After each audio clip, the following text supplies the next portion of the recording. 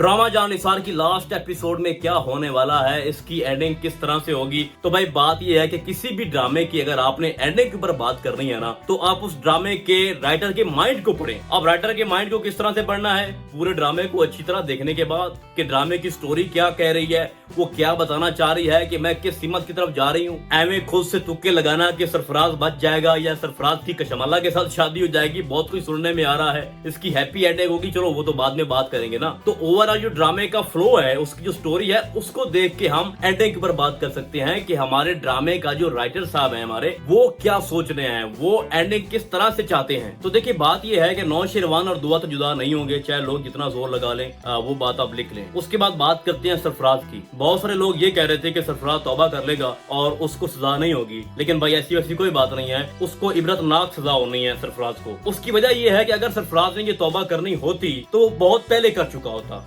जब उसकी बीवी को पहला बच्चा हुआ था ना, तो वो तब तौबा कर सकता था। फिर दूसरी बार उसकी बीवी जो है वो हुई प्रेग्नेंट, उसके बाद भी उसने तौबा नहीं की, बल्कि उसको कोई फर्क ही नहीं पड़ा। वहाँ भी वो तौबा कर सकता था, लेकिन उसने नहीं की। उसके बाद उसको दुआ ब्लैकमेल कर रही थी, वहाँ पे वो ठीक हो सकता था, लेकिन उसने तो ज्यादा काम खराब कर दिया। उसके बाद नौशेरवान ने उसको धमकियां लगाई, उसको डराया धमकाया, लेकिन उसको तब भी कोई फर्क नहीं पड़ा। और अब देखो आगे जाके क्या हो रहा है कि वो अब कशमाला के साथ कटजुड़ कर रहा है और कशमाला के साथ मिलकर वो बहुत बड़ी साजिश और बहुत बड़ी प्लानिंग खेलेगा। अभी और तो और अब देखो वो अपने बॉस के ऑफिस में जाके खड़ा होता है और उसके खड़े होने का अंदाज देखें, जरा चेक करें कि उसको कोई परवाह नहीं है कि मेरे सामने एक बहुत बड़ा इंसान बैठा है कि वो तुम्हें रातों रात या मिनटों में गायब करवा सकता है। लेकिन वो ये कह रहा है कि देखो बात ये है कि आप इतने ना वो बड़े ना बने कि तुम्हारी जो बीवी दुआ है वो बहुत ज्यादा शरीफ है और पता नहीं क्या क्या बोल रहा था। और साथ ये कह रहा था कि चाहे जो भी है तुम्हारी बीवी पहले मेरे साथ थी, मुझसे हो के तुम्हारी तरफ गई है। तो वहाँ पे पिस्टल निकाल के उसको आप गोली तो वो मारने लगता है, सॉरी टू से,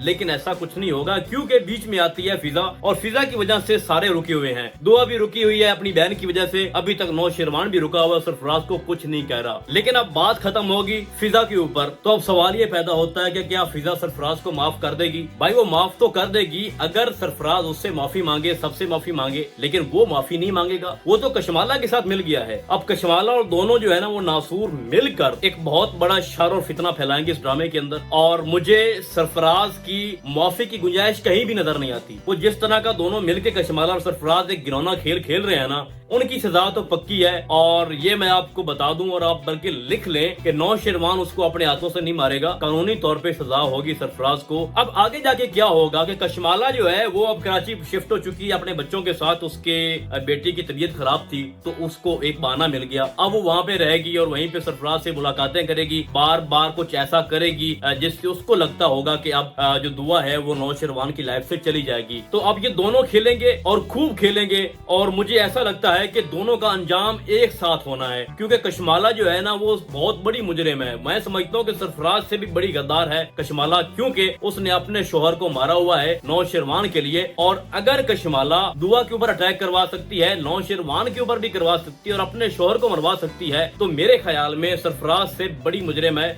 और उसको सजा लाजमी होनी है, वो भी माफी की मुस्तहिक नहीं है। तो भाई मेरा नहीं ख्याल कि राइटर अब भी सरफराज के लिए कोई गुंजाइश छोड़ेगा कि फिजा उसको माफ कर देगी और कहेगी कि सब रास्ते से हट जाए, ये मेरा शौहर है और इसका बच्चा मेरे पेट में है, तो मैं इसको कुछ नहीं कहने वाली और हम एक साथ जिंदगी खुशी से गुजारेंगे। भाई ऐसी वैसी कोई बात नहीं है। और दुआ ने एक बहुत अच्छी बात की अपनी बहन से कि तुम उसको इतनी अहमियत क्यों दे रही हो कि तुम उसके लिए रो रही हो, वो तो इस काबिल ही नहीं है कि उसको सोचा जाए। तो सरफराज पीछे नहीं हटेगा और उसके घर वालों ने भी उससे हाथ उठा लिया है। तो भाई मैं आपको कंफर्म बता रहा हूँ कि इस ड्रामे का जो इख्तिताम है ना वो कशमाला और सरफराज के ऊपर है और इन दोनों का इख्तिताम एक ही एपिसोड में एक ही वक्त में होना है और दोनों ने रंगे हाथों पकड़े जाना है, नौशेरवान और दुआ के हाथों। उसके बाद बात करते हैं सुंबल के ऊपर। तो सुंबल जो है ना वो भी फंस चुकी है अपने भाई की वजह से और हैरान हूँ मैं थोड़ा खिजर से कि उसको हम जब भी देखते हैं उसका जो बिहेव होता है बड़ा रूडली होता है और कभी भी मतलब नॉर्मल होता है ना पहले एक मूड और उसके बाद हालात को देखकर इंसान का मूड चेंज होता है। लेकिन उसको जब भी देखा है ना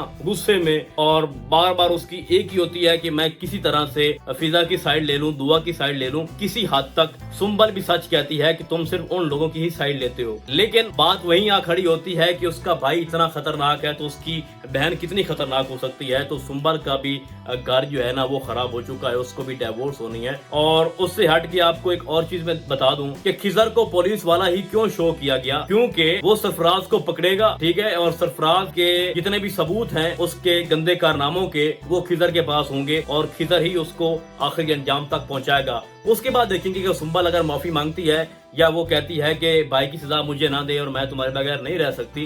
भाई को सजा होने के बाद भी अगर वो ये सोचती है तो हो सकता है कि उसका घर बच जाए, बट मुझे नहीं लगता कि ऐसा कुछ होने वाला है। तो ओवरऑल भाई इसका जो सिनेरियो है उसमें यही लग रहा है कि कशमाला और सरफराज की सजा जो है या उनका जो इख्तिताम है वो एक ही वक्त में एक ही एपिसोड में होगा, मतलब वही लास्ट एपिसोड है। और जो फिजा है वो या तो दूसरी शादी कर लेगी या फिर उसके पेट में जो बच्चा है सरफराज का उसी को संभालेगी, उसी को पालेगी और उसकी ऐसी तरबियत करेगी कि वो अपने बाप पे ना जाए, अपने बाप की तरह वो ना बने। तो फिलहाल आज की वीडियो में बस इतना ही। हम आपको बहुत जल्द मिलने वाले हैं किसी और ड्रामे की नई रिव्यू में। तब तक के लिए अल्लाह हाफिज।